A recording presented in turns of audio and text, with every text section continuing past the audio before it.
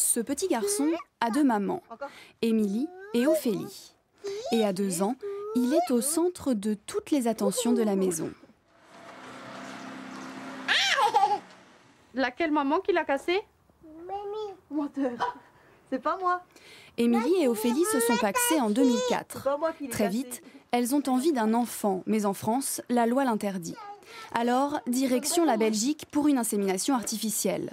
Mais à leur retour, les choses se compliquent. C'est moi qui l'ai porté, donc je suis seule à être sur le livret de famille avec lui. Au jour d'aujourd'hui, avec la loi qui est celle de notre pays, on ne sait pas si demain il m'arrive quelque chose, si ma compagne pourra élever Sacha. Depuis quelques semaines, le couple a donc engagé un avocat et constitué un dossier. Leur objectif, obtenir une autorité parentale partagée. On a dû demander en fait des attestations à la sage-femme qui nous a suivis pour la préparation à l'accouchement, pour prouver que ma compagne était bien là dès le début du projet, à notre médecin traitant, la directrice de la crèche aussi. Une procédure longue, peu connue, qui aboutit rarement. Car sur le sujet de l'homoparentalité, la France est restée très conservatrice.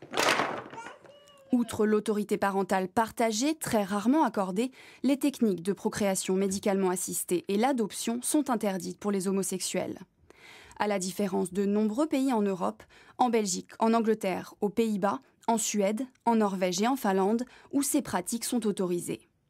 Pour les associations, la France a des progrès à faire. Manifestement, il y a en ce moment un véritable blocage politique pour faire avancer les choses. Et en permanence, le monde entier nous rappelle qu'on est en retard. Il y a régulièrement des condamnations de la France par la Cour européenne des droits de l'homme. Dernier exemple en date, cette semaine, la Cour européenne s'est prononcée favorablement sur une adoption que la justice française avait refusée. Un petit pas de plus pour les familles homoparentales.